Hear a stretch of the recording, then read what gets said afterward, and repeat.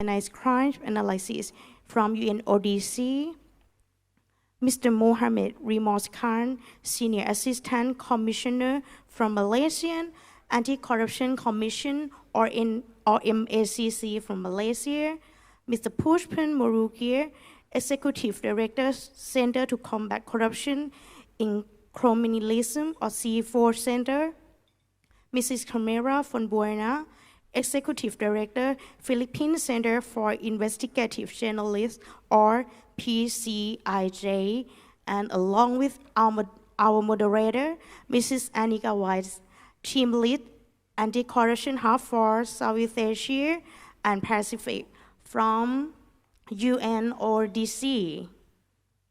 And so, ladies and gentlemen, please join me in welcoming our panelists and our moderator on stage.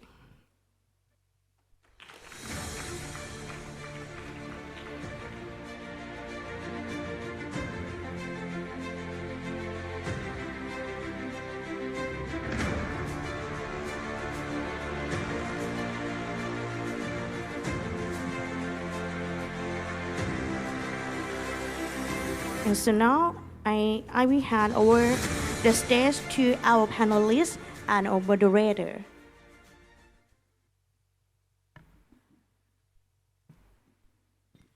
Thank you very much. Good afternoon. We have a very exciting panel, and I think especially coming after the last one.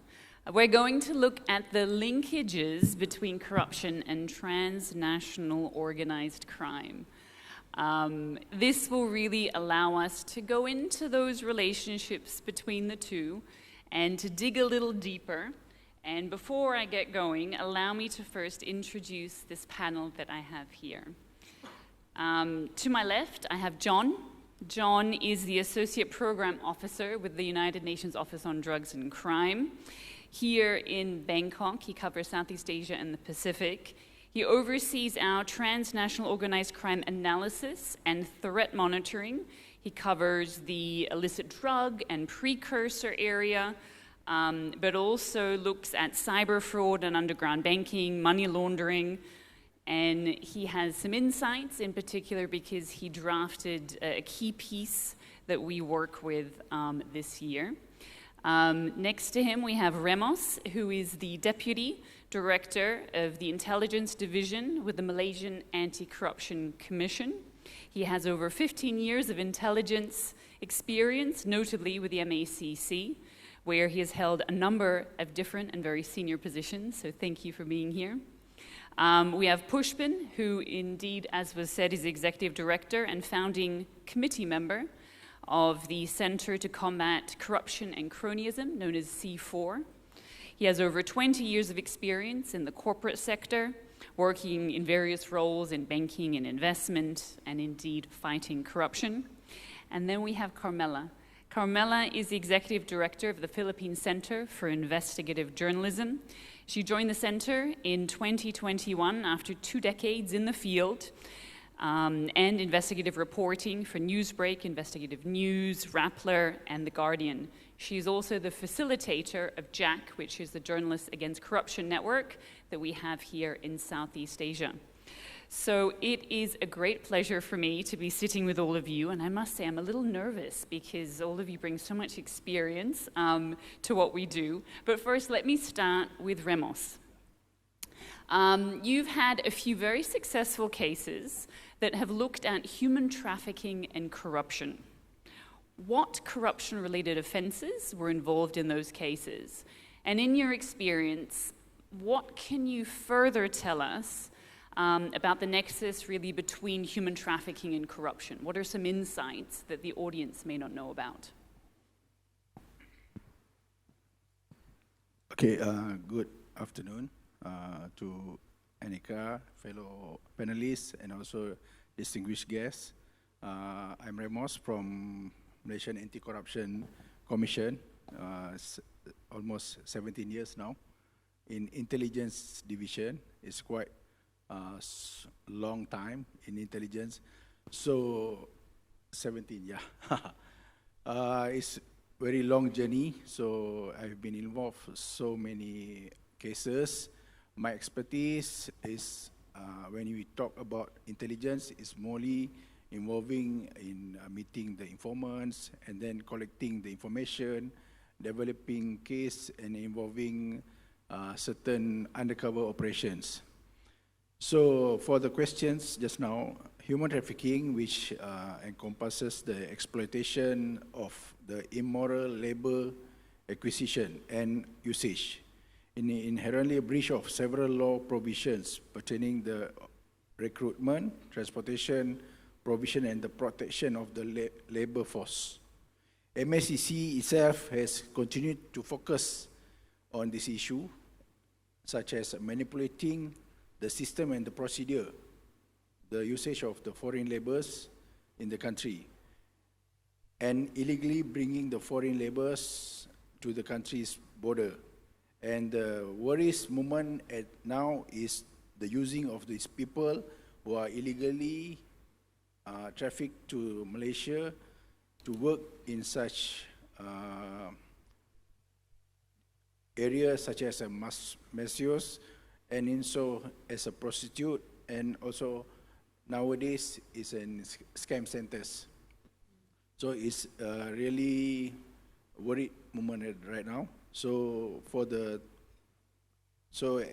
at MACC we are looking at it as a serious crime, and we are looking to advise the government how to overcome this problem.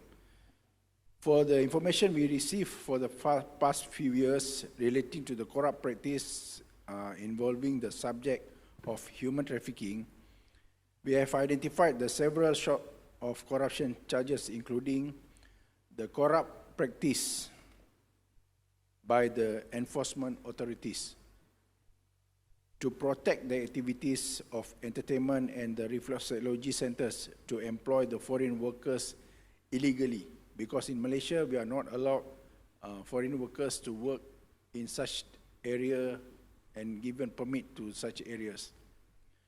The second one, we are noticed that there are corrupt practice of enforcement officer in the country's border. We have border in Thailand, we have border of Singapore, and we have border of Indonesia, and we have also border of Philippines. So we are closely monitoring, because the enforcement officer in the border also involved in such a corrupt practice that can accommodate to entry of these people into the country. And the last one is the bribery on the agency and the ministry's officials, where to bring in the foreign workers into the Malaysia, we have proper procedure and where we need to follow. We have to require the proper allocation of the foreign workers through the ministries, and the ministries will look at the quota, how much need to be deployed to the certain sectors such as construction or the services department. So this is also the area that we are looking at it, and we know for the past few years there are so many information and complaint about this area. So we are looking at to tackle on these areas too.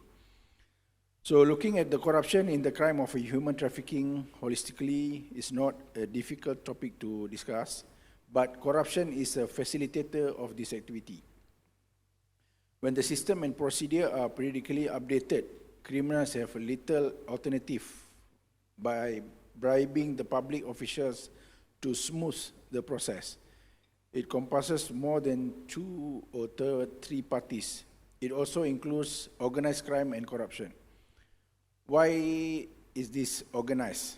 Because of the lack of profits and the return to the people who are involved. So the corruption makes more money by manipulating the foreign workforce, which reduce financial consequences and operating costs on average. Although the value of the bribe paid is not insignificant, but some officials accumulating fortune as a result on this behavior. I'd also like to discuss the role of the public in addressing the issue, because I believe the public play a crucial role in passing any pertinent information to the appropriate authorities, such as MACC or the Malaysian police or whoever who enforce the law. The important thing to be the success nowadays is be proactive rather than reactive. Proactive in terms of investigation, in terms of technologies, and in terms of gaining new knowledge.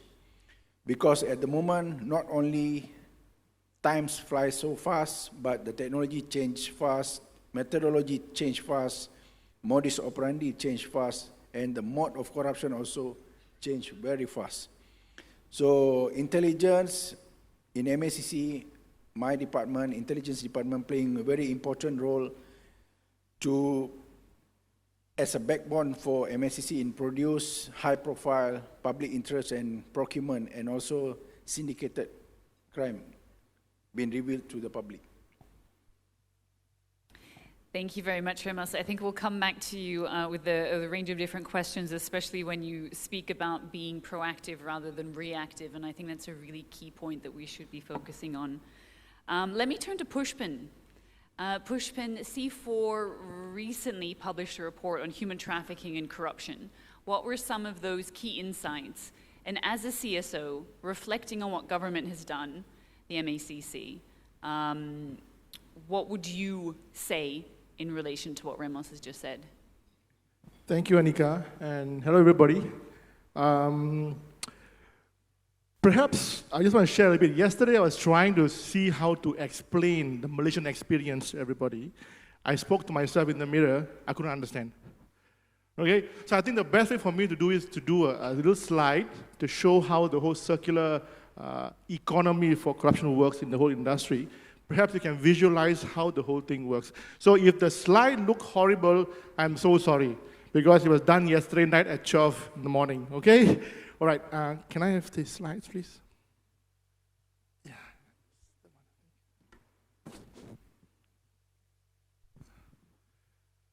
But just a note before I proceed, perhaps when a caution in terms of when we speak about corruption in a venue like this, sometimes I think we tend to merge the idea of bribery into the whole specter of corruption. I think when we need to be able to distinguish bribery issues and what actually constitutes corruption in a larger context. So maybe I'll try to explain how that works in Malaysia. So this is the Malaysian experience. I'm going to show you the whole diagram. It looks horrible, but I'll guide you guys through, okay? All right. It's not that bad, right? Okay, so the insight we had during our research into more of the recruitment process in the foreign worker in Malaysia, we also spill into a little bit about smuggling and also trafficking.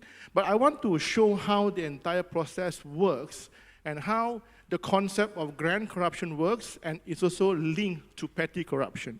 So the first insight that we have from our research was many of the companies that were involved in the space of providing services in the recruitment process are actually owned by politicians or backed by politicians.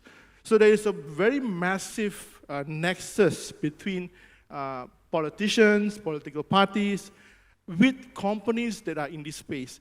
Why everybody is going to this space? Because in Malaysia, we need a lot of foreign workers to develop our economy, our infrastructure, our plantation. So it's a very lucrative business that we have in Malaysia for this industry. So that's why you have a lot of politically inclined, political backed companies that's in that space. So that's the first insight that we found out. Secondly, when they are in that space, what happens is for us, we call it as the privatization of services. So what happened next was, with those clout, the power and the elites they have to influence policy decision, what happened next was basically they carved out certain services and privatize them. For example, health screening is privatized out. The visa application for China is privatized out.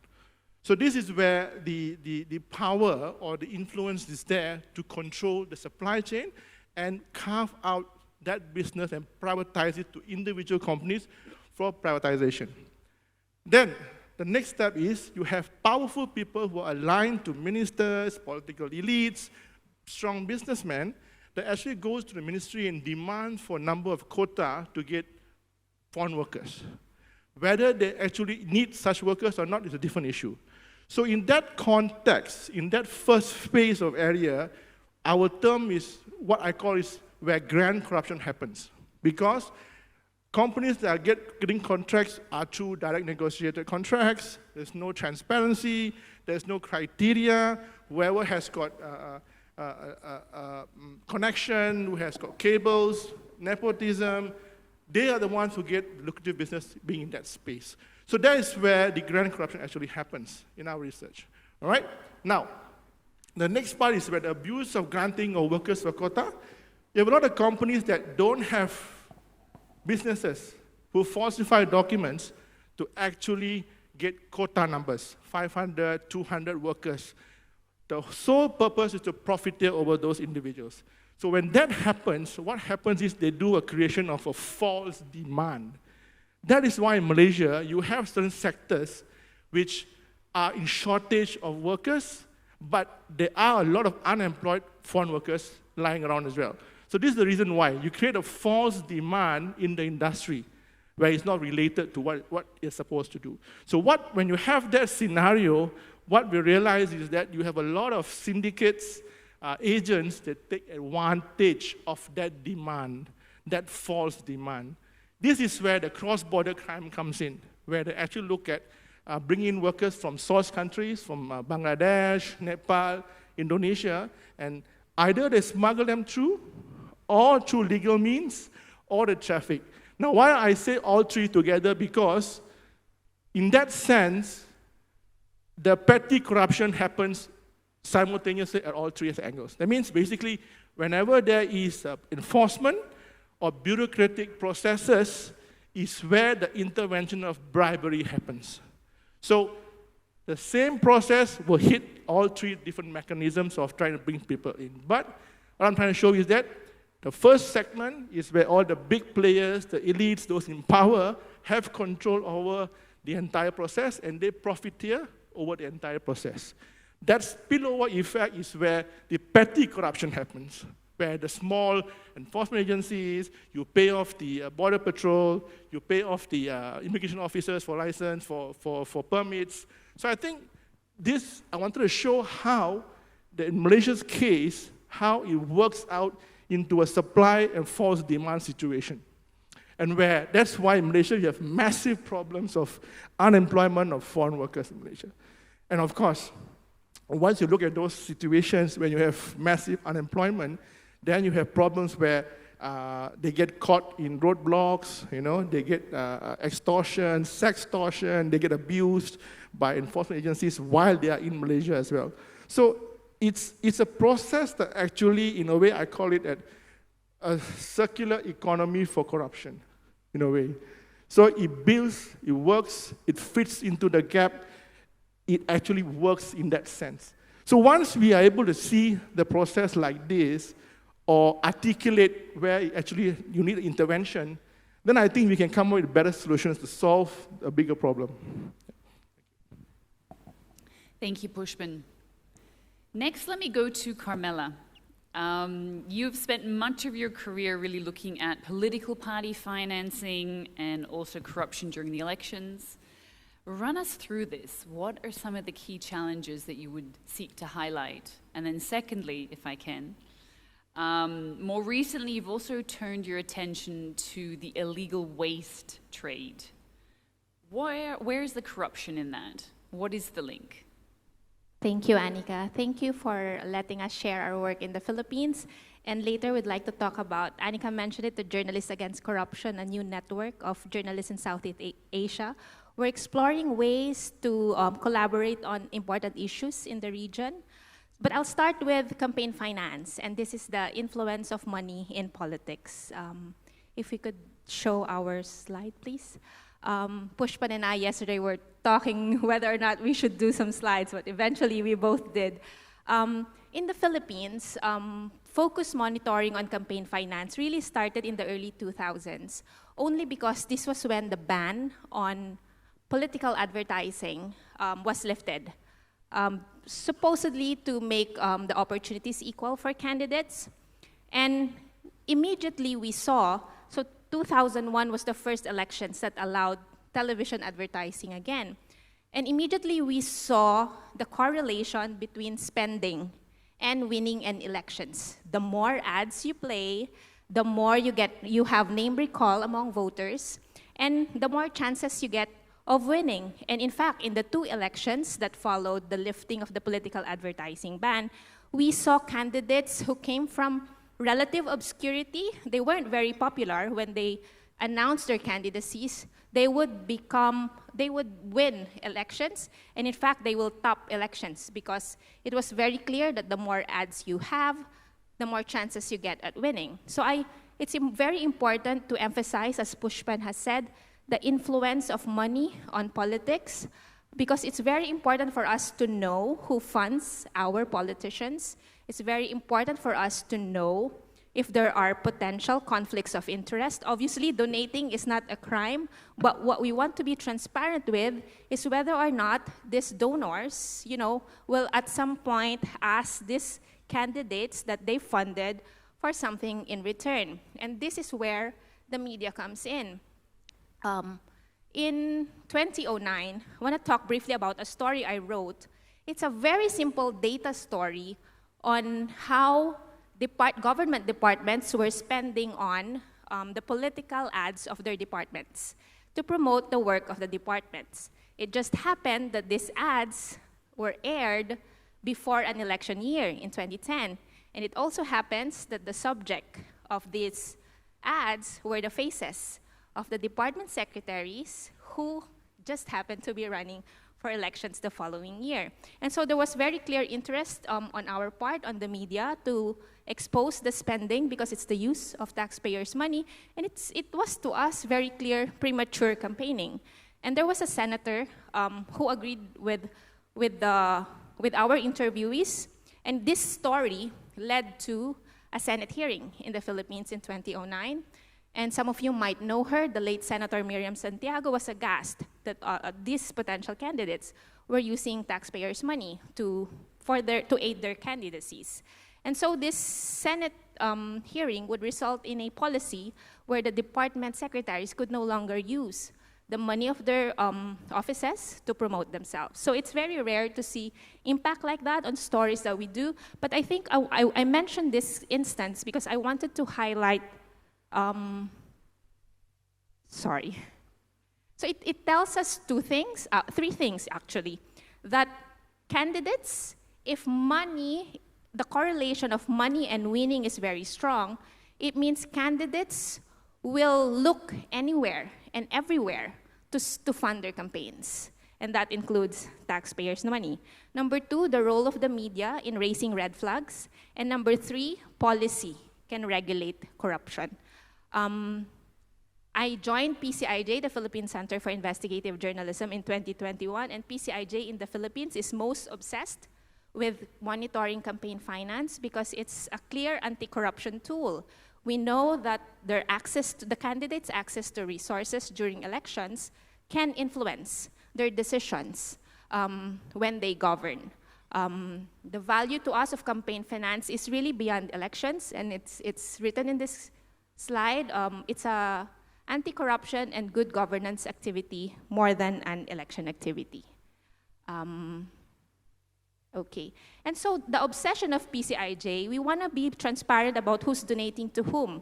And often we're able to show that donors get appointments in government or donors win government contracts. Again, it's not a crime to donate to candidates, right? What we want to be transparent with is the possible conflict of interest between politicians and their donors. And increasingly also, we're looking at families funding the campaign of family members too. So that to us is very interesting finding in recent elections, and these families happen to own big businesses. And then of course, I wanted to show an innovation that PCIJ is exploring. We've worked with data scientists to automate the analysis of campaign finance. It's a lot of work. I think our open data session this morning showed just how much work is required to plot the data, analyze the data, and we're very happy with our collaboration with the Asian Institute of Management in the Philippines, where they were able to use AI to assist us in the analysis of campaign finance monitoring data. It just means that, maybe a week's worth or 2 weeks' worth of job is automated, we can have it in a matter of minutes, and then that real analysis that will be done will be quicker for us to do. And we hope to make this available very soon. This morning, we were also talking about the need to be very careful about using AI, so we're still in the process of verifying, possible problems with the machine. And then, the clicker is playing with me, apologies. But going to transnational organized crime, we've been able to be transparent about the donors of the candidates.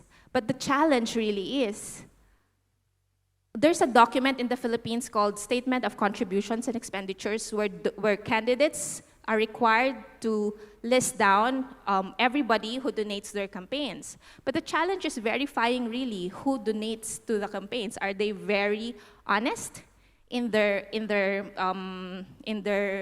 reporting? And when we talk about transnational organized crime, the question really is, especially in the local government units, are there criminal syndicates that are also funding campaigns that we do not know about? In fact, it's always been a reminder from government agencies to watch out against illegal drugs money going around during elections. But to be honest, from the media, we've only given it a cursory attention because precisely we're not able to verify these kinds of financing. So I think that's challenge number one. Number two, even if we have suspicions, and there's been a lot of rumors about particular politicians supposedly acting as protectors for syndicates, it's always very hard to verify it, and so that's a challenge.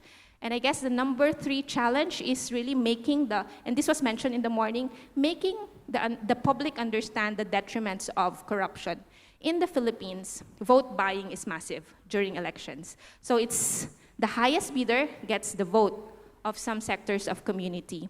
So this is important because as long as it's expensive to run campaigns in the Philippines, and we talk about money on political advertising, not just on traditional media, but also in online advertising now, plus massive vote buying, that makes elections so expensive.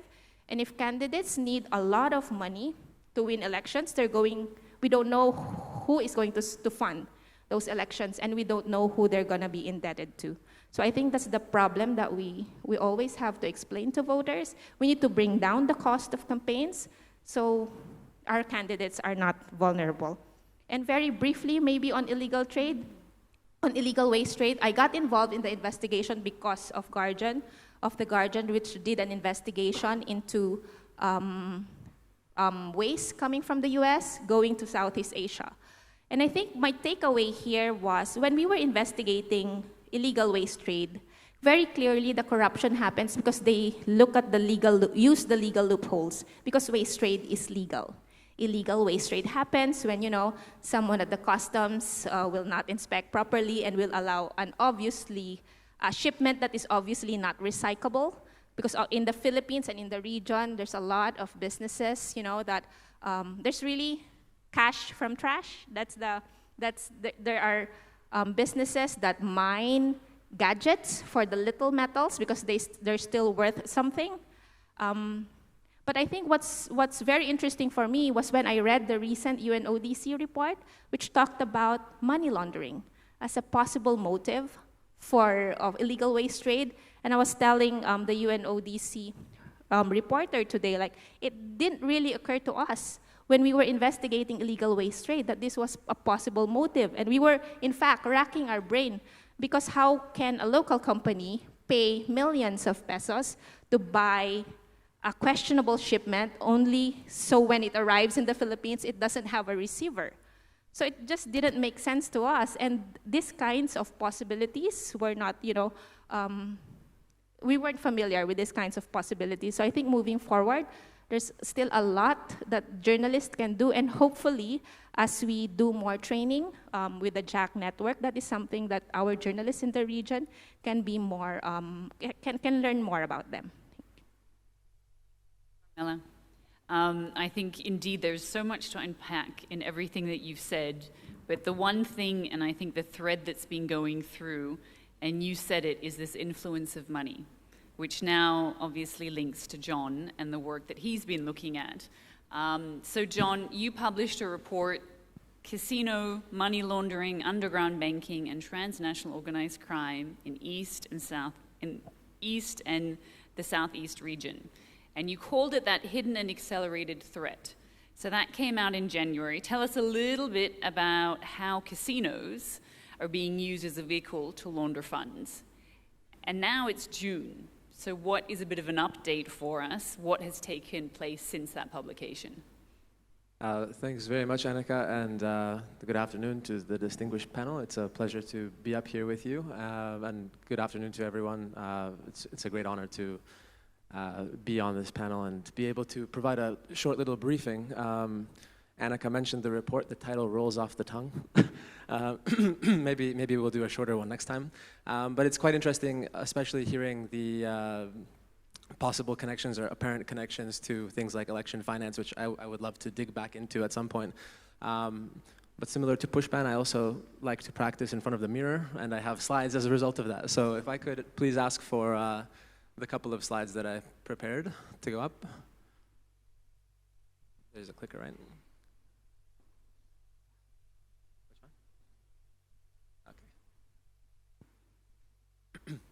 And this sends it back, right?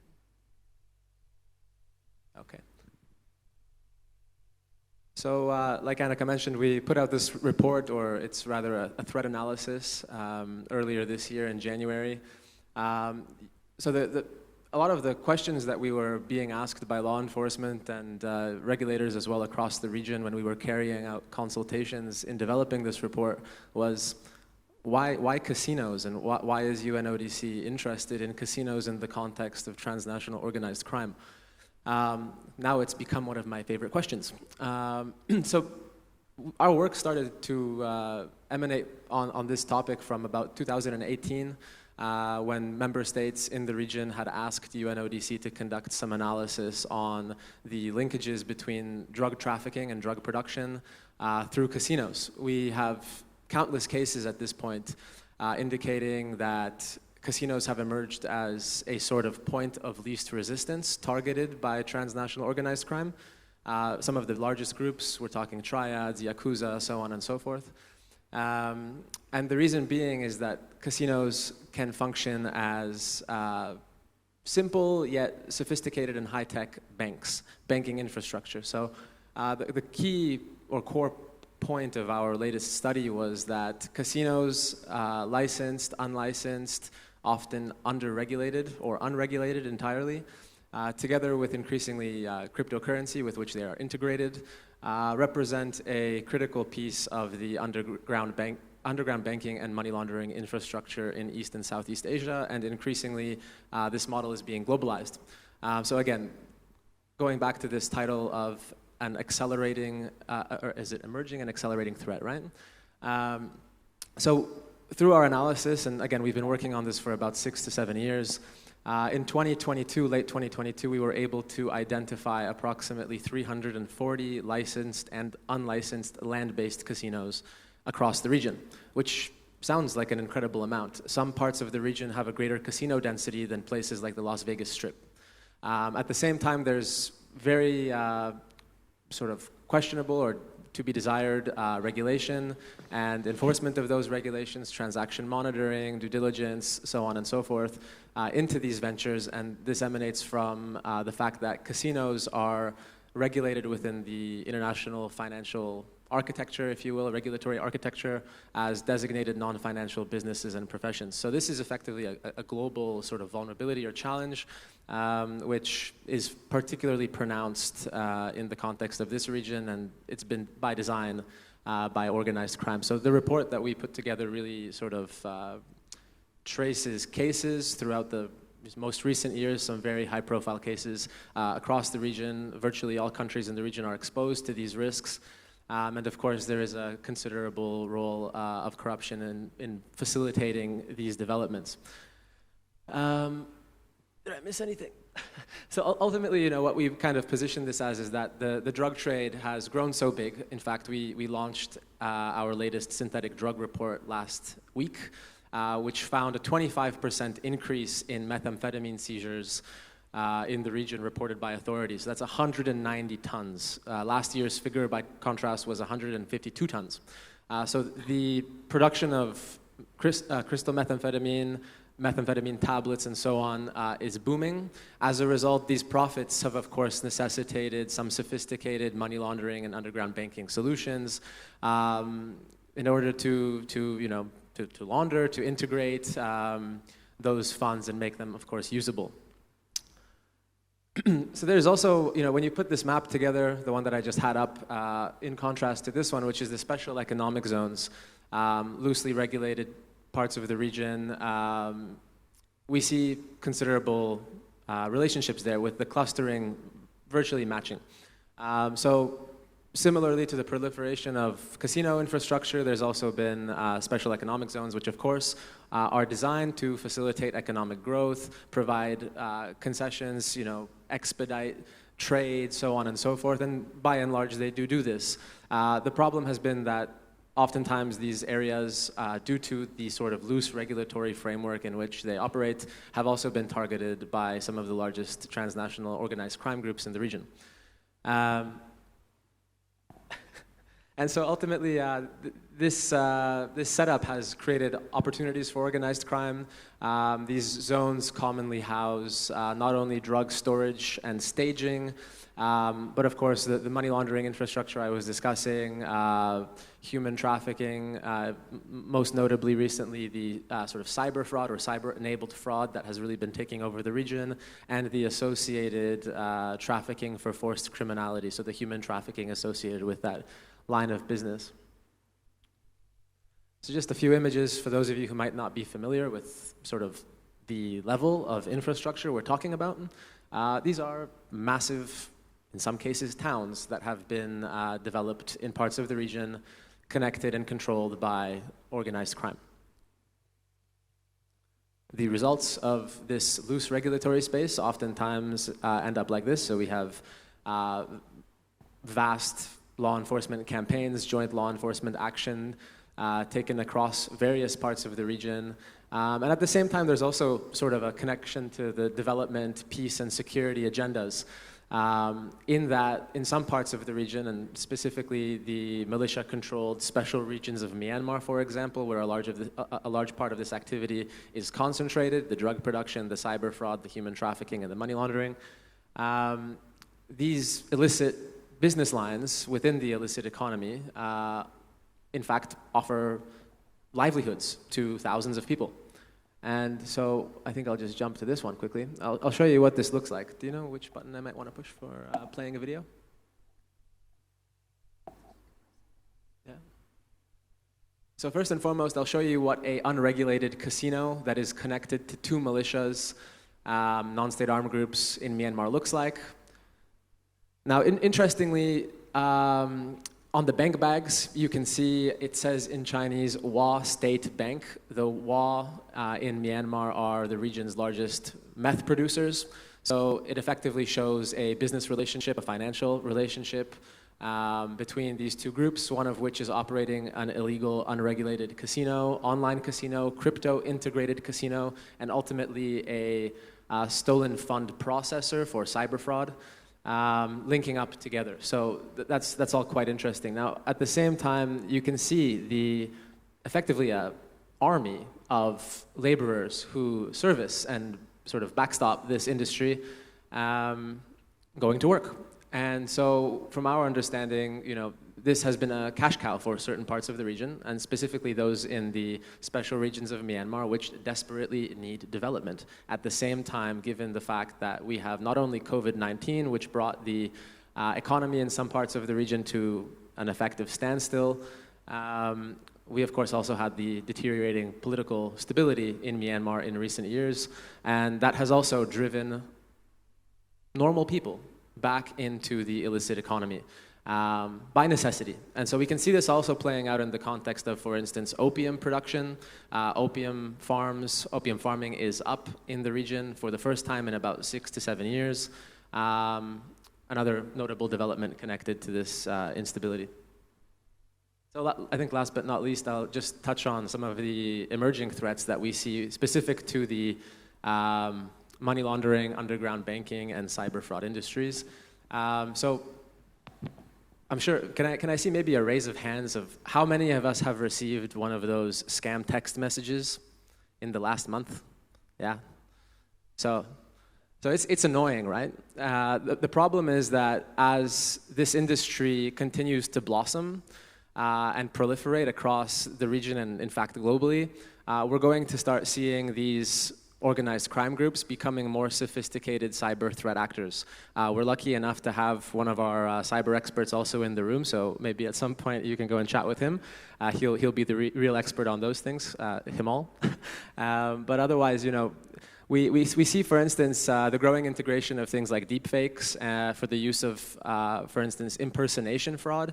So something that's really hitting the region hard right now is the impersonation of bank officials, the impersonation of police officers, even military, threatening people with arrest or investigation if they don't comply. And complying often looks like having to send your funds over for quote-unquote examination.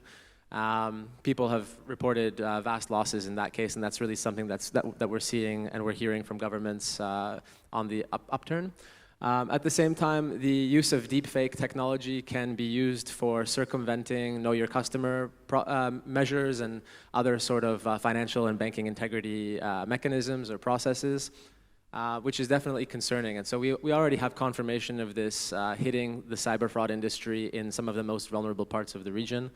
And at the same time, some of these groups are also starting to, as I mentioned, turn into more sophisticated cyber threat actors. That means integrating things like malware, info stealer malware, banking malware. I've heard many countries in the region start reporting about crypto drainers or bank account drainers through command and control, effectively a remote access Trojan or a virus on your phone that executes a series of commands ultimately wiping out your bank account. So these are things that we're very slowly starting to see. It's not taken over the region yet. But the problem is when you have this level of vast infrastructure, going back to my slides over here, a lot of possibilities are available to organized crime. And so for this reason, I think that this has emerged as one of the most pressing issues. And maybe I can talk to some of these other slides, but maybe I'll hand it over to Annika before that. Thank you. Thanks, John. I think everybody would be very interested, actually. But maybe we've focused a lot on the challenges. We've painted the context for what we're looking at. We can also see the interlinkages between the different transnational organized crime areas that you've painted. I mean, it wouldn't be too much of a stretch to say that the transnational organized crime groups, for example, working in the special economic zones, need the people to get in. How do they get in? I'm sure there's a lot of human trafficking there, and I think these are some of the cases that you've also been, looking at around the region. How do we launder the money, be it through the casinos, be it through the waste, anyway, right? Like, the innovation is out there, and I think your slide up there, John, in terms of, AI, because the topic of this conference is innovative solutions. So now let's flip to that. And I think, Reemos, let me start with you. As a government official, as somebody who has successfully investigated corruption and human trafficking cases, why did you have success? Why did you have these cases come about in the first place? Like, what are some of the answers for us to be able to, as you say, let's be proactive, not reactive? What can we do? What are some key things? Policy making, Pushpan talks about it. That is key, of course. But you had success, so why, and what can we do to build on that? Okay, so there is no any specific recipe for the success, actually. It's actually the factors contribute for the success is because of the involvement of many parties, not only the agency itself. So in Malaysia, we have a strong political will to combat corruption. So the government leadership commitment and sincerity in addressing the issue must continue, whether through the strengthen the legislation, process, procedures, or even strengthen the agency itself. For your information, in Malaysia we have about 35 million populations, but the agency itself, anti-corruption agency, consists of just 2,800. But if you ask the Malaysian people, almost every day there is a story about MACC's success in media. So this is how, although we are not enough manpower, but we are enabled to raise up the issues, the cases throughout all over Malaysia because of the political will. And then second one is because of the close collaboration among the agencies, not only anti-corruption agency, but it's also involving many government officials such as tax department. We have close relationship with tax department. We have a close relationship with the central bank and also the other enforcement agencies. This is the success that I can share where we can say we are success at the corruption, combating the corruption. The third one is the utilization of the parallel proactive investigation strategy, where just now Annika said what it means by proactive. We have a new method, we call it intelligence-based investigation, where when we use this intelligence-based investigation, we call it IBI, we managed to combat corruption and managed to reveal so much syndicated crime within the short time of period. So after we reveal it, the investigation process becomes shorter than previous investigation. So the investigation becomes shorter, and lately we can prosecute all these offenders very fast. Then before this we use it, maybe we take so long to prosecute. So by using this IBI method, we can gather all the evidence before we do the open investigation itself. And also, we are not only focusing on the predicate offense under the Malaysian anti-corruption law, but we also looking at financial crimes and other offenses that are examined, such as asset tracing, asset recovery, tax recovery, in terms of fund leakage of the government fund, and also the money laundering. So by this, we are not only focusing on our success, but also we are looking at how the country itself can be benefited from what we are doing. So by this, we can recover a lot of properties, fund and so on, that can be used to develop the country itself. The last one is the legislation itself. So we in Malaysia, luckily we have our Whistleblower Act, where we encourage people to come out, move forward to report all this corrupt practice.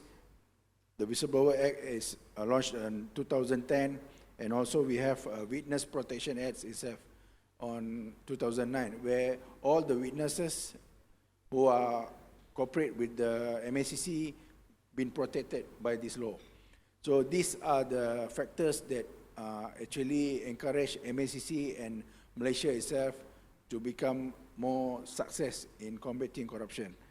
So rather than that, we also have close coordination between the local and foreign agencies. For Malaysia, we have every year we have a bilateral meeting with NACC itself, Thailand. We have a close relationship with CPIB Singapore. We have a close relationship with Kapika Indonesia. So these are the factors where we use it as a mutual legal assistance we use to combat the corruption in the region itself. So these are the efforts. We should also target the private sector and employer who hire the foreign workers. The competent authorities must devise strategies. The strategies is very important for conducting constant monitoring of the company's parties.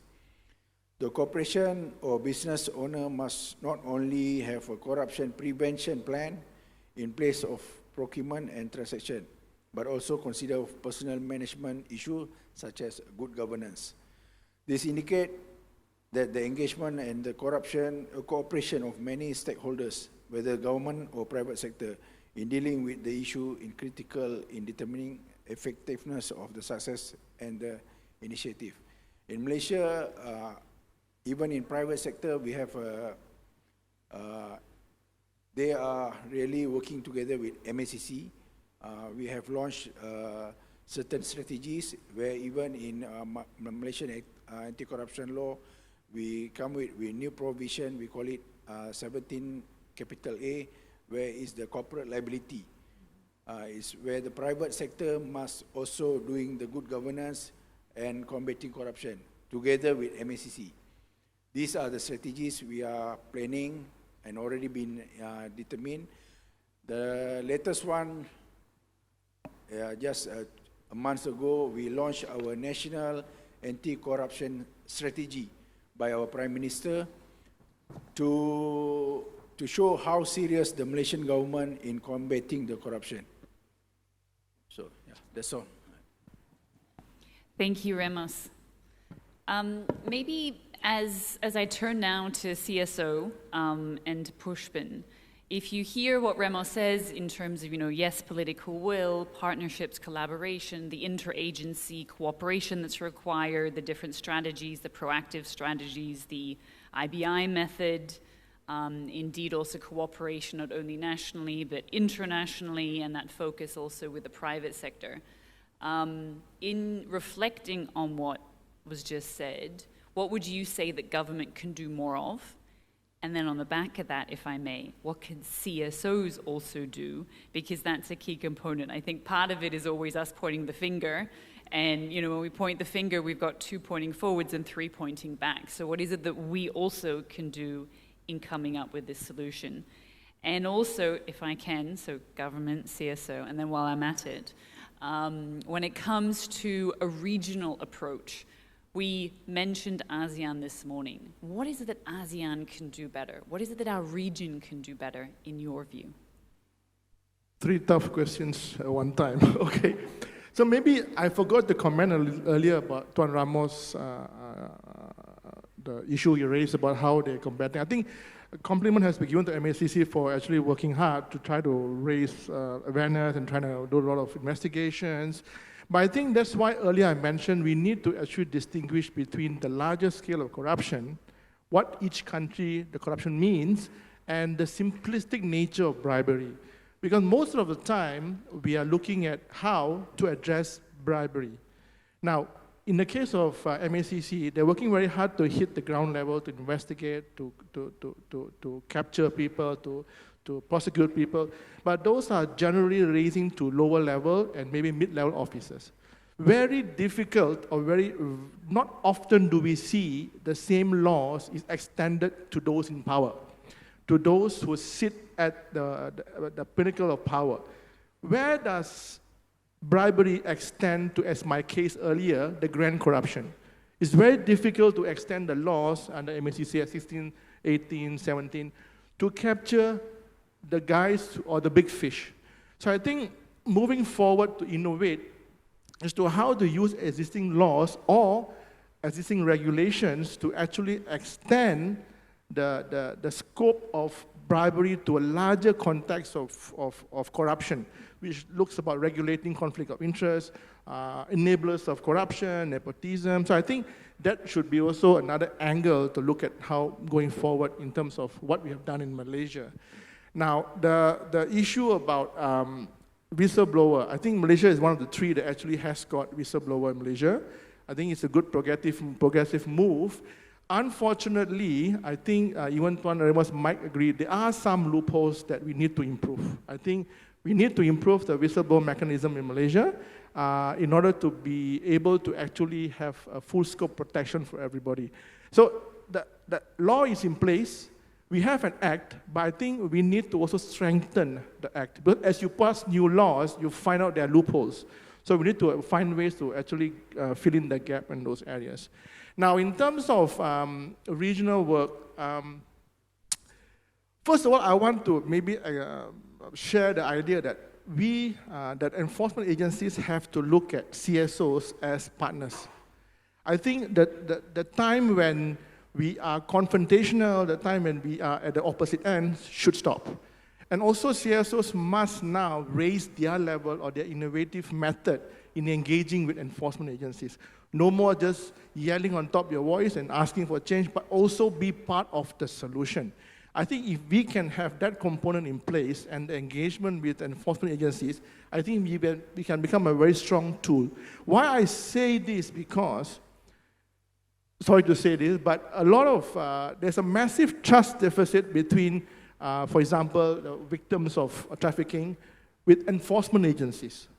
So CSOs play that role in bridging that gap. CSOs have access to ground level information, access to people, access to victims, and there's more forthcoming in terms of information.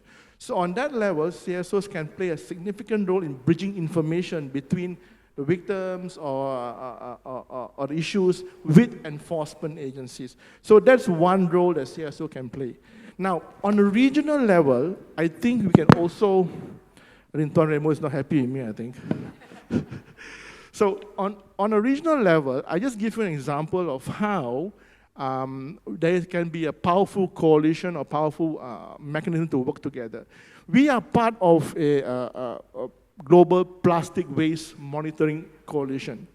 So what we do is we actually have members around the world in Europe that monitors the movement of plastic, the shipment of plastics. So what happened was, in fact this happened recently 2 months ago, there was an illegal plastic shipment coming into Malaysia. So our coalition actually informed us that there is an illegal shipment coming in, and they also informed our enforcement agencies. So that kind of cooperation ensured that even our agencies were prepared. They were actually standing by to wait for the ship to come. But again, unfortunately, there was a leakage. The ship didn't come on shore. It just stopped halfway. So that's an example of how regionally all of us, perhaps a CSO on this platform, can come up with a platform or database that we can share live information, locations, vessels, individual names, who are the operators, what are the routes they take. So it can be a platform that we all share information, which can be accessed by everybody, even enforcement agencies, to actually look at how to preventively pick out information or block passages or routes. So I think in that context, we can find ways to share information, share data, which everybody can share, and also try to eliminate the problem as it goes along. I think that's it for now. Did I answer all of your questions? ASEAN. Yeah, I just mentioned ASEAN one. Basically, as I mentioned, the ASEAN platform, we all have different expertise, and also, I also want to raise this issue, sorry. In ASEAN, it's quite unique because if you look at the political structure, we have very unique, diverse kind of structure. We have autocrats. We have military juntas. We have monarchy. We have parliamentary democracy. So ASEAN is a very unique, and you also have presidential system as well. So ASEAN is a very unique coalition of countries that have got different systems. So I think it's best that as a platform for ASEAN, we have the opportunity to share different kinds of systems, different kinds of practices, different kinds of innovative thoughts to solve problems that may work somewhere else, that may help other people as well. So I think that platform is important for us to first identify that we have a very diverse nature, diverse political structure that we can use to leverage each other in terms of sharing information and trying to find solutions and innovative way to fight corruption on a global or even regional level. Thank you, Pushpan. Maybe Carmela on the back of that. I think Pushpan spoke, from a CSO perspective and from a media perspective, and also as a facilitator of the Journalists Against Corruption. What do you think the role could be for media in all of this? What could be done better, and what are some of the tools that journalists need at their disposal to just report better on all of this? Thank you, Annika. I'll just say that agree with everything that Pushpan has said. Let's insert media into the equation. That the enforcement agencies should look at media also as partners in their investigations. If we may again show the slide, second to the last, I missed to show the group photo of the Journalists Against Corruption earlier. It's second to that one, the one before. So it's a nice background. In March, we were able to organize the Journalists Against Corruption, or JAC, in partnership with the UNODC and with support from the government of Sweden and the USINL. So we were very happy because, we've long known that collaboration among journalists is necessary.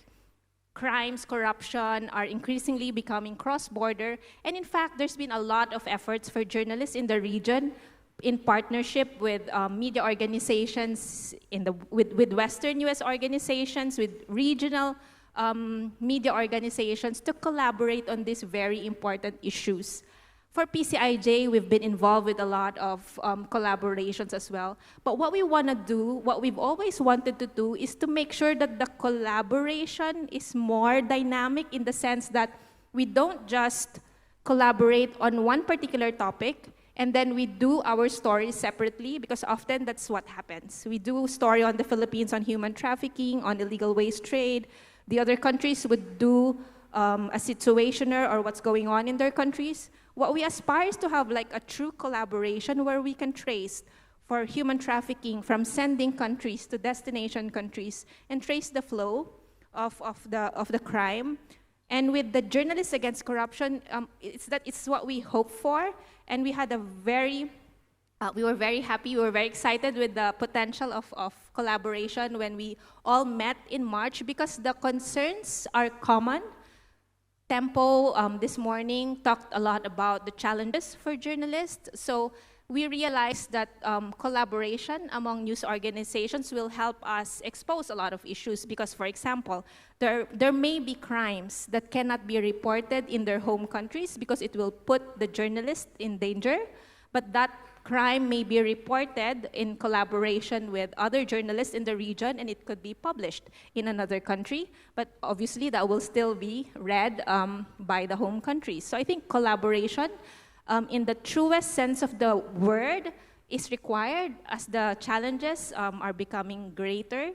And we also recognize a lot of help from the CSOs. We do, for our campaign finance monitoring, for example, we have very active collaboration with local election watchdogs. They update us. In fact, a regular activity is for us to monitor the status of laws in Congress that require passage so we can monitor campaign finance in the country. So those kinds of collaboration, we can do that with CSOs that monitor human trafficking. We can do that with CSOs that monitor illegal waste trade. So I think that's the dream for the Journalists Against Corruption, and there's really, I think, an appetite among journalists in the region to collaborate. So it's promising. So with the support of everybody, CSOs and also enforcement agencies, I think there's a lot of potential for us to be more transparent, about what's happening in the region. Thank you, Carmela.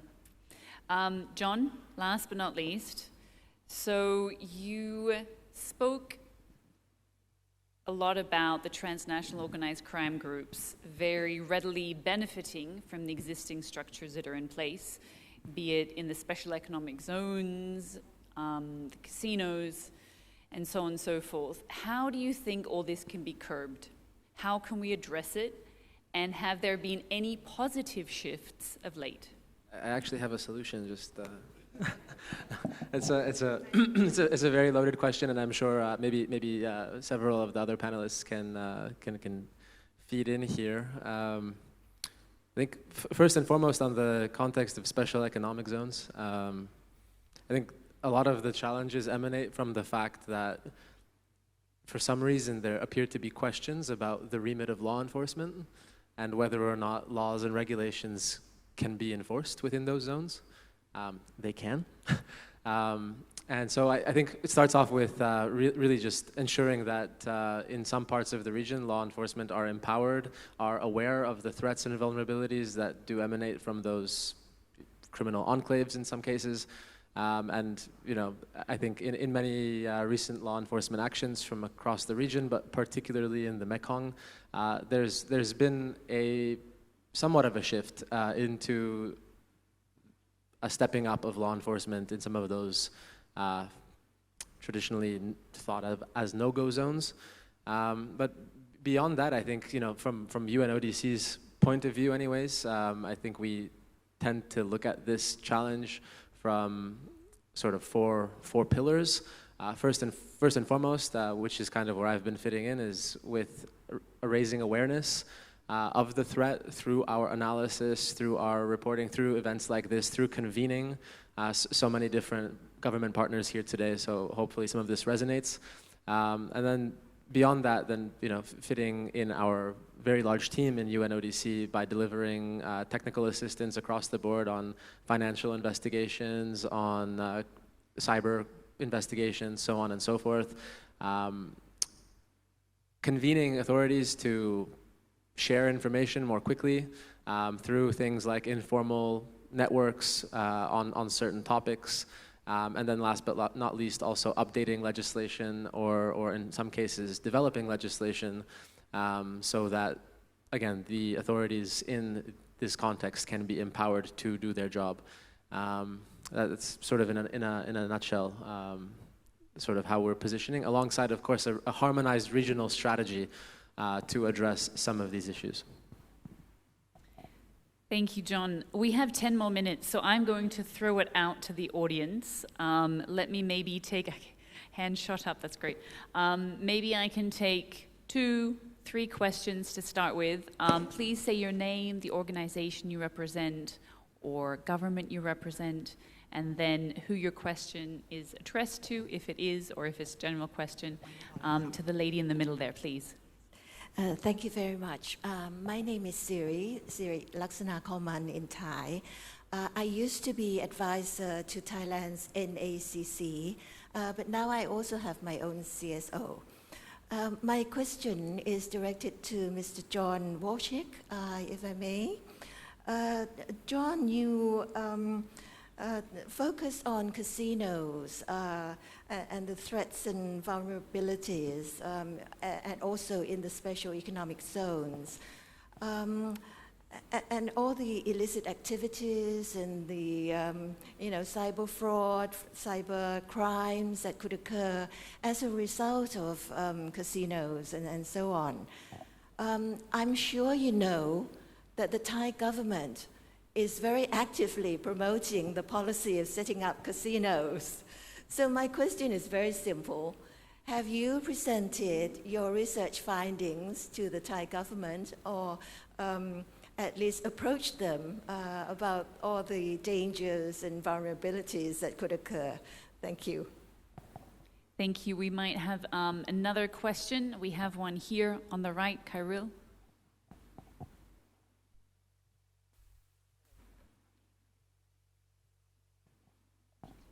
Just over here, please, and then I think we'll go to Joy at the back.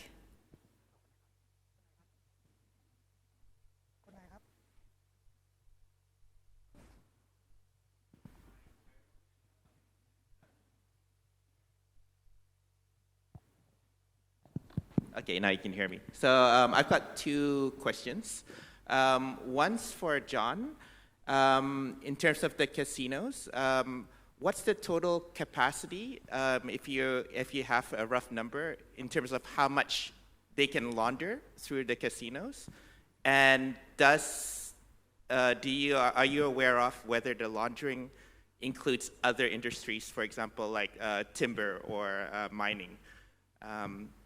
My second question goes to Pushpan and Carmela. this is around, it was raised in my panel as well. It's just raised this around the issue of grand corruption and false demand created at the level of political elite or the executive.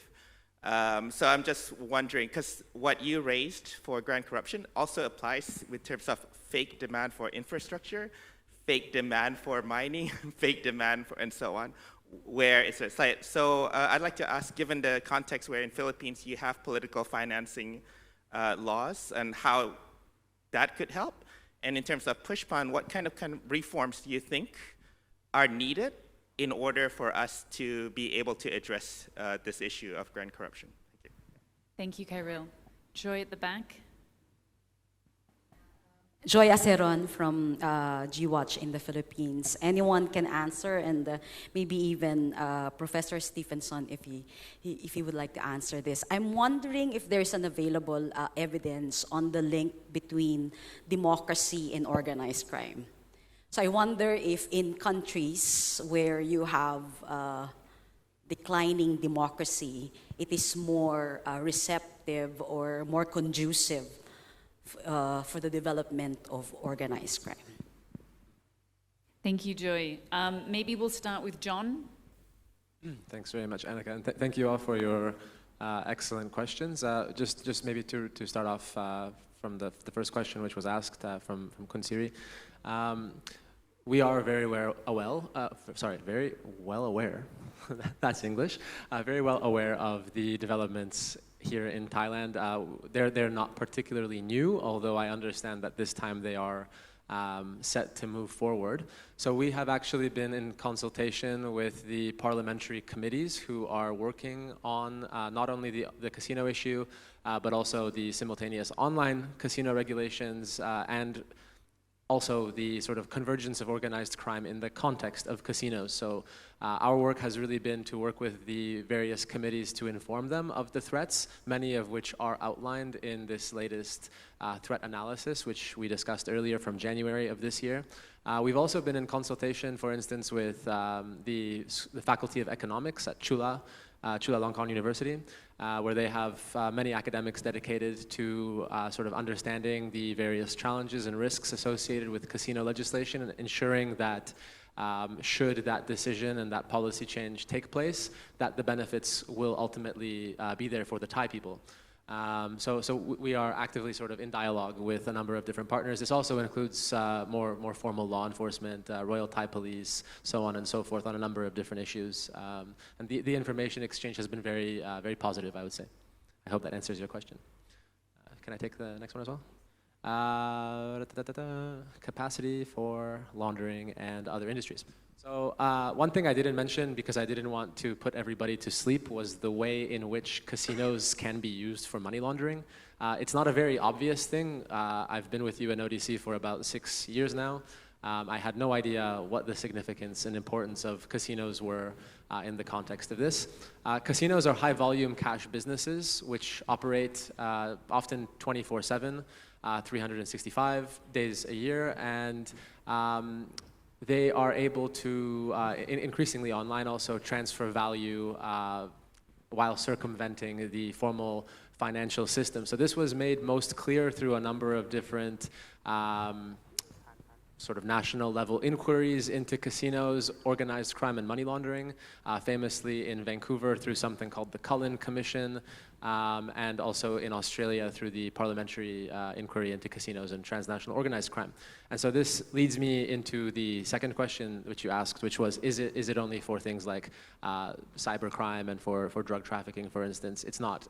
It's far broader than that. It's ultimately a underground banking service provision. They don't ask, they don't tell, and they are able to process funds nonstop. Again, increasingly also cryptocurrency. So as regulatory pressures sort of start to tighten in certain parts of the region, because awareness is improving, they will start to migrate, and they have started to migrate into other sort of avenues. Crypto, of course, increasingly playing a major role in that. So I can tell you there have been confirmed cases of not only drug trafficking and precursor chemicals, for instance, but also very clear links to human trafficking, very clear links to sanctions evasion as well, famously, of course, the Bangladesh bank heist in the Philippines from 2016-17. So again, ultimately, casinos and increasingly cryptocurrency in that context have been providing kind of this critical piece of infrastructure that has supercharged organized crime across the region. Thank you. Thanks, John. Pushpan? Okay, thank you for the question. Two questions, right? So I think the first one is false demands and creation and how they actually play into the whole political financing issue. Now, if you see the example I gave this now, the chart that I draw out earlier, you can see the grand corruption portion is basically done by people in power and politicians. So why they actually engage in that kind of activity, it's not usually not for their self-gratification. That's why you cannot capture them under the MACC Act. What happens is basically they're actually having mechanisms or methods or an ecosystem to draw out money for political purposes, for vote buying, for campaign money, to do works like repairing a shop, repairing the road, just to gratify or make the people happy.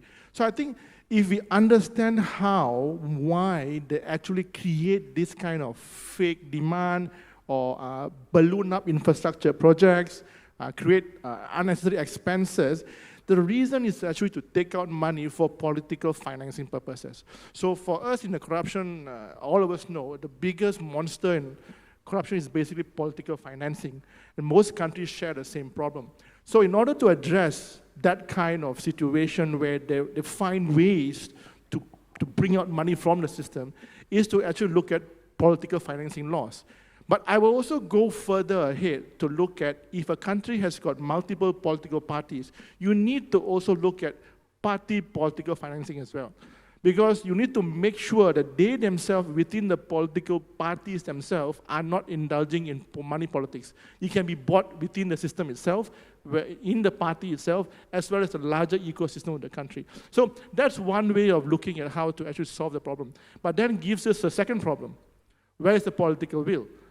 Because most of the beneficiaries of political financing or political funding is politicians. And they are the ones who are passing laws. So how do we get them to change? That is the big question that we all ask it.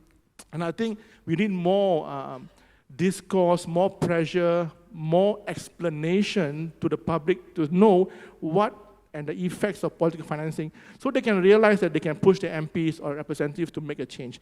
Until we ourselves don't understand the ecosystem of how these things work, we won't be able to articulate to the common people how it's affecting them. So I think that's why I always bring up the issue of let's separate bribery out and look at corruption in a bigger situation.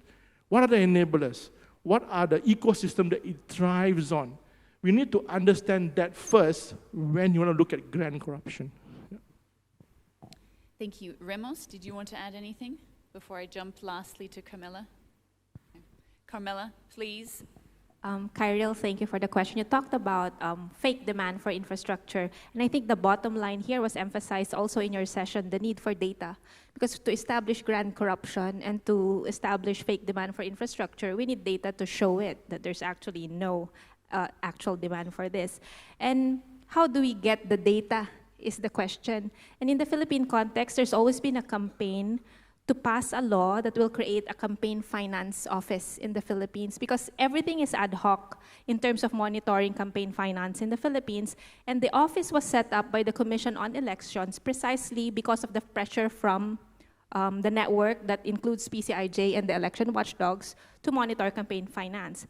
But as Pushpan has said, where is the political will on the part of the government, on the part of Congress, who benefits from the existing systems to push for necessary reforms? And in the Philippines, in fact, there's a long list of campaign finance reforms that Congress needs to pass, but they've only been interested in passing, postponement of elections. We still need to amend our omnibus election code, which is a 1980 before the 1987 Constitution. So the political will is obviously necessary. And then this campaign finance office, if it is set up, really needs to have the power to monitor the movement of money, and money can move from different countries. In fact, an example is an ongoing investigation into a former COMELEC official on possible money laundering. And a US court has evidence of the money flows. If that can happen also on campaign finance, I think that will help a lot in exposing to the public the conflicts of interest of our candidates. We're at time. I hope that you've learned. We have a few more questions. I'm sorry, we are at time. Come and see the panelists afterwards, please. I'm sorry. Really join me in thanking them and all their inputs and how they've really been able to portray how the tentacles of corruption touch on so much. It's not what it appears, and so do ask the questions, do understand the context, and let's come up with better solutions. We've got some here, but I think we can generate a lot more and a lot more goodwill to do better. So please join me in thanking our distinguished panelists.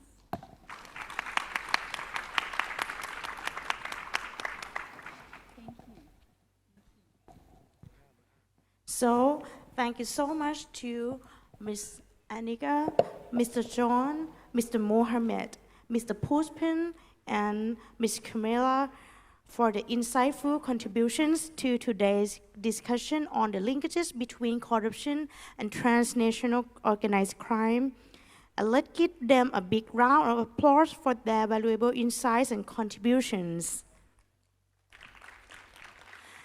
So, this is the end of the panel discussion on all three topics: open data, foreign investors' perspectives on anti-corruption in Southeast Asia, and linkages between corruption and transnational organized crime. The insights shared by our speakers will serve as a valuable resource and guideline for all sectors to implement in their operations, contributing to fight against corruption. And so, this time, to wrap up our day of insightful discussions, we are honored to invite Dr. Top, Assistant Professor Dr. Topat Yomana, Director of Knowledge Hub for Regional Anti-Corruption and Good Governance Collaboration, or CRAC, from Faculty of Economics, Chulalongkorn University. And please join me in welcoming Assistant Dr. Professor to stage for his closing remarks. Thank you very much for the introduction. So we are at the end of the conference. How are you feeling? Good? Great, thank you. So no more formality. So from now on, it will just be fun and relaxed, and well, still more networking and learning from each other. So I congratulate you all, and thank you very much for being here. But before getting back to your room, to dinner, obviously, may please talk a little bit, very shortly, about today and how it's becoming today. So it started 8 years ago, if I remember correctly. 8 years ago, there was a very young new lecturer standing in front of this huge door of a Harvard professors after attending his conference. Imagine that. It's quite scary. It's exciting, but at the same time very nervous. So that person finally gathered his courage and knocked on this professor's office door. And it turned out to be the conversation of his life. So that person is me, and the professor is Professor Matthew Stephenson. Why it became the conversation of his life? Because we talk about so many things, and we agreed on many things. So many things in common. And one of the issues that we discussed is that we need collaboration. We agreed that corruption is borderless, as you mentioned in earlier, as everyone mentioned today, corruption is borderless. We have seen politicians in one country colluding with business people in another country and ended up buying new mansions in another country. That day, he pushed me to think further and deeper into my work, and that is what I will encourage all of us to do today. So fast forward to last year. We actually did it. Last year, we organized the first international conference on anti-corruption innovation, which led to even a bigger one and probably a better one, I don't know, this year. We have seen many projects, ideas implemented, helping with our anti-corruption work, not just in this country, but in this region. So this proof that Masood's and President Wajirapong's idea and what they mentioned in this morning was true, that collaboration is actually the key for anti-corruption efforts everywhere. But today, I would like to invite you, everyone, to think even further than just collaboration towards ecosystem, anti-corruption ecosystem. What I mean is that not only we maintain our collaboration, but we also knock on new doors, explore new opportunities for collaboration, and also to identify what or who is missing in order to make our work more efficient and effective. Secondly, follow the name of this conference, Anti-Corruption Innovation. This is very important because corruption is dynamic. Corrupt actors always innovate to find new ways to exploit public resources. Thus, anti-corruption community needs to innovate as well. But again, we can't stop at innovation. I would like to push us further towards thinking about what can make innovation happen. We need supportive foundations. We need strong institutions. We need access to information. We need business integrity. We need good governance, rule of law, anti-bribery mechanism. Innovations in terms of technology can be a very important tool, but it's just a tool. Without thinking further into these supportive foundations, innovation cannot emerge. My final point here, which is mentioned quite often, not just in this conference, is that corruption is like running a marathon. It's not just a sprint, but today is a sprint somehow. So we need to think more about the sustainability side of this effort. One important way to think about the sustainability is to think about strong and systemic civic engagement, which happens to be one of our biggest challenges for many anti-corruption organizations all around the world. Why? Oftentimes, we think a lot about the supply side of it, meaning we think what they should know. The government thinks what private companies should do. Private companies say, this is what government should think and should understand or should know. What information should the people know? How do we link these information together? But we may have overlooked the importance of the demand side of these efforts. What they are interested in, what they want to know or to do. Or in another word, more people-centric projects and initiatives. Therefore, today we have started.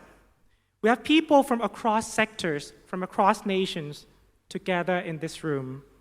I urge you all to re-engage with your old friends, to knock on new doors, get human interactions, and explore new opportunities to collaborate, to create functioning anti-corruption ecosystem.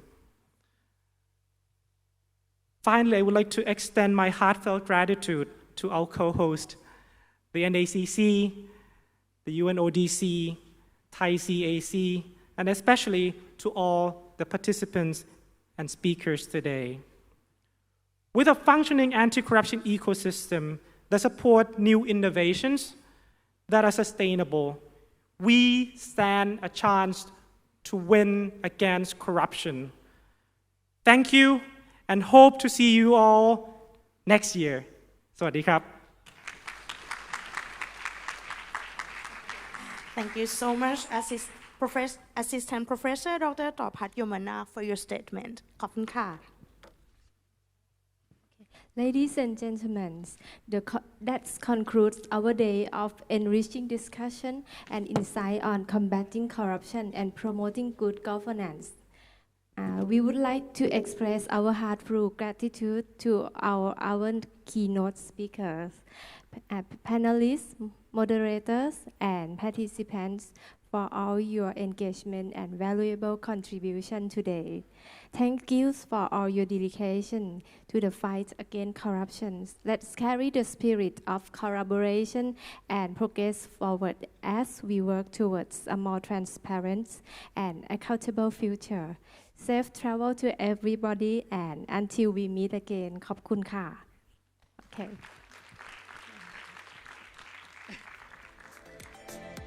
ขอบคุณทุกท่านนะคะที่มาเข้าร่วมในงานสัมมนาในครั้งนี้นะคะแล้วก็ขอให้ทุกท่านเดินทางกลับบ้านโดยสวัสดิภาพค่ะขอบคุณค่ะ